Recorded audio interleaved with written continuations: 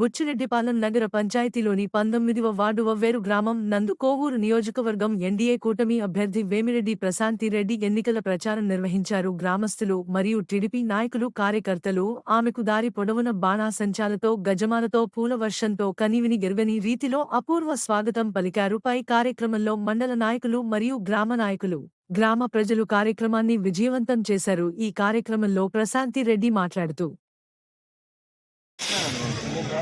బుచ్చిరెడ్డిపాలెంలోని 19వ division Vavveru గ్రామ పంచాయతీ సోదర సోదరీమణులకి, తెలుగుదేశం నాయకులకి, బీజేపీ నాయకులకి, జన సైనికులకి ఇంత ఘన స్వాగతం పలికినందుకు అందరికీ ముందుగా ధన్యవాదాలు తెలుపుకుంటున్నాను.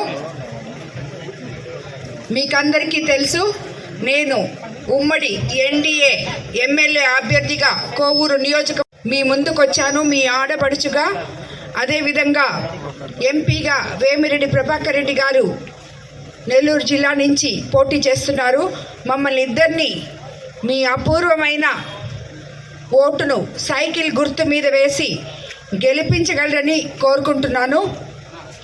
మీకందరికీ తెలుసు, తెలుగుదేశం ప్రభుత్వం అధికారంలోకి వస్తే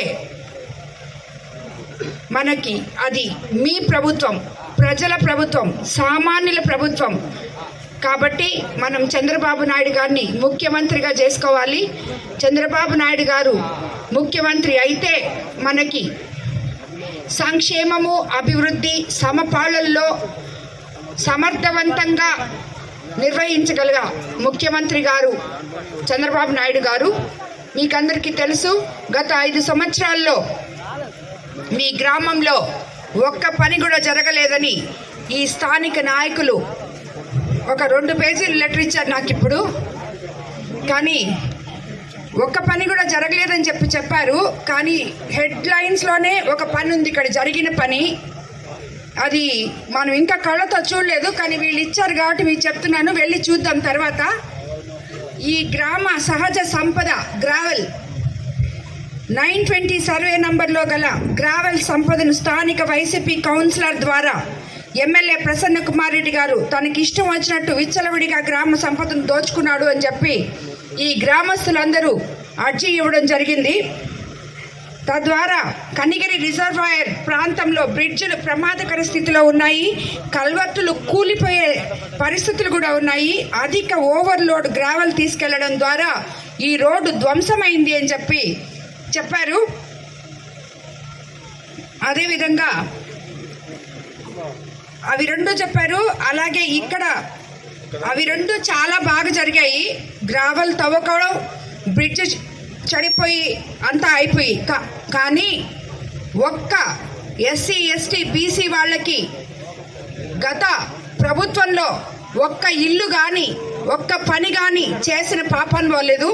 ఎందుకంటే ఇవన్నీ కూడా గత తెలుగుదేశం ప్రభుత్వంలో ఇచ్చిన ఇళ్ళు సగంలో ఆగిపోయి ఉన్నాయి.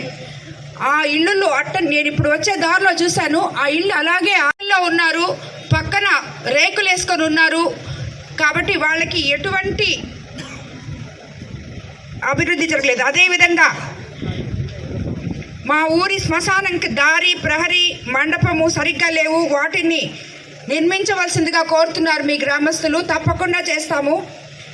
ఇది కూడా వాళ్ళకి కనపడలేదు. గ్రావెల్ తవ్వినప్పుడన్నా ఇక్కడ సంపాదించుకున్న దాన్ని కనీసం వాళ్ళకి ఒక శ్మశానం కట్టించుంటే చాలా బాగుండేది, కొంచెం డబ్బులు దాంట్లో నుంచి తీసి. కానీ అది పట్టలేదు వాళ్ళకి. అదేవిధంగా గిరిజన కాలనీ హరిజన వాళ్లకు 6వ ప్లాంట్ను మంజూరు చేయాలని చెప్పి అడుగుతున్నారు. అక్కడ నీళ్లు కూడా లేవు, షరా మామూలు. ఇది ప్రతి గ్రామానికి వెళ్ళినా, ఏ గ్రామం పోయినా ఇంతకన్నా ఏమి ఇవి లేవు. ఈ 2 కామన్ అన్నమాట, నీళ్లు, శ్మశానం. అదేవిధంగా ఈ గ్రామానికి 20 సంవత్సరాల నుండి లైబ్రరీ కానీ బస్సు కూడా లేదంట. బస్సు లేక విద్యార్థులు, రైతులు, వ్యాపారస్తులు ఇబ్బంది పడుతున్నారు. కావున ఈ 2టిని మంజూరు చేయించగలరు. ఇది ఈ 19వ వార్డు బుచ్చిరెడ్డిపాలెంకి ఎంత దూరంలో ఉందాయా? టోల్ గేట్ దగ్గర నుంచి ఇక్కడికి ఎంత దూరం? 3 కిలోమీటర్లు, 2 కిలోమీటర్లు. ఇక్కడి నుంచి అక్కడికి బస్సు కూడా వేయలేని ఎవరి కౌన్సిలర్ అసలు? ఈ ఎమ్మెల్యే ఏం చేస్తున్నాడు? ఈ రోజుల్లో ఎక్కడున్నాం మనం? ఏ టైంలో ఉన్నాం? 2024లో ఉన్నాం.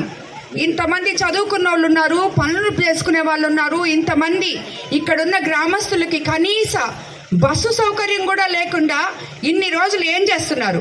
గ్రావెల్ తీసుకుపోవడానికి బ్రిడ్జిలు అన్ని పగలగొట్టేసి, దానికైతే సరైన రోడ్డు ఉంది, కానీ బస్సు మాత్రం ఊర్లోకి రాదా?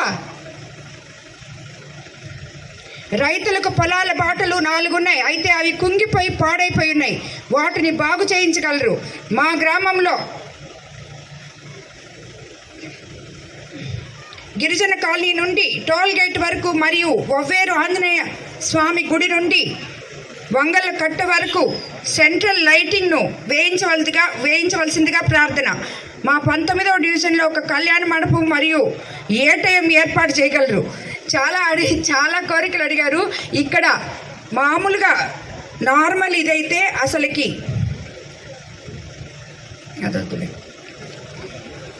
ఇక్కడ ఏ ఒక్కరు ఈ గ్రామంలో అర్హులైన ఏ ఒక్క నిరుపేద కూడా ఇళ్ల స్థలాలు కేటాయించిన దాఖలు లేవు. మనము అధికారంలోకి వచ్చిన వెంటనే అర్హులైన అందరికీ ఇళ్ల స్థలాలు కేటాయిస్తామని నేను మీకందరికీ మాట ఇస్తున్నాను. అదేవిధంగా పోలంరెడ్డి సీనన్న గారు అధికారంలో ఉన్నప్పుడు ఇచ్చిన ఇళ్లను వైసీపీ ప్రభుత్వం సగంలో ఆపేసిందని కూడా చెప్పారు. తిరిగి